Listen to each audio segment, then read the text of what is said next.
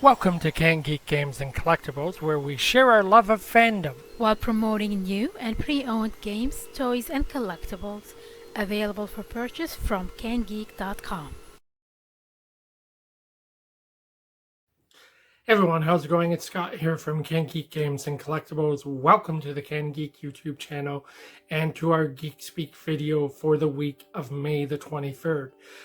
Today's a big day. It's Wednesday, May the 25th, and one of my favorite fandoms, one of the biggest fandoms in the world, just turned 45.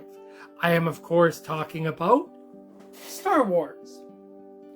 Now, the fact that Star Wars has hit this milestone today has really had me thinking about some of my earliest memories as it relates to this incredible creation that George Lucas gave to all of us.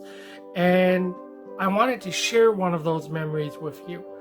Back in the late 70s, early 80s, and I'm going to date myself here, long before streaming services, long before video rental places like Blockbuster had come and gone, we up here in Canada had cable TV.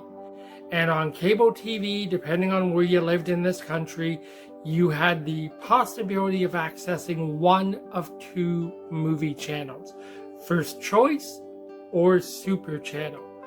Now, years later, one of them would buy out the other one, and you'd end up with First Choice Super Channel, and then they would change their name to the Movie Network, and that's a whole other video for a whole other time. But back in like 1979, 1980, I would have been about 4 or 5 years old, and very much like AMC does on TV today, where they get a hold of the rights to a movie and they basically play that movie into the ground. The Shooter, which AMC is playing a lot of this month. First Choice was back in 79 or 80 playing Star Wars, the original Star Wars film, a lot. And by a lot, I mean back to back to back.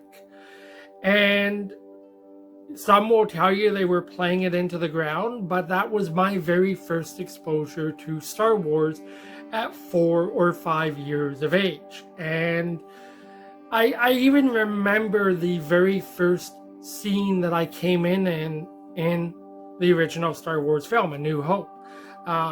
It was a cold winter day. School had been canceled. My parents were home from work. They'd slept in. I'm sitting in the living room. I turn on the TV, and the very first scene I ever encountered with Star Wars was the scene after Han, Luke, and Obi-Wan and Chewbacca infiltrate the Death Star. And Obi-Wan's gone off on his own, and Han, Luke, and Chewie have broke into this control room and just killed the Imperial officers, and they're trying to find out where Leia is being held prisoner. And that was my very first introduction to Star Wars. And I must have sat there and watched A New Hope back to back to back like 5 times that day. And I was hooked. And that is my very first Star Wars memory. Now, in 45 years, Star Wars has had some ups and it's had some downs. We've had the original trilogy, we've had the prequel trilogy, we've had the sequel trilogy that Disney offered us, we had the Star Wars Christmas special, the standalone films, all of the animated properties, and regardless of where you may stand on some of those properties, I think we can all agree that it is our love of Star Wars and generally our love of fandom that unites us all together.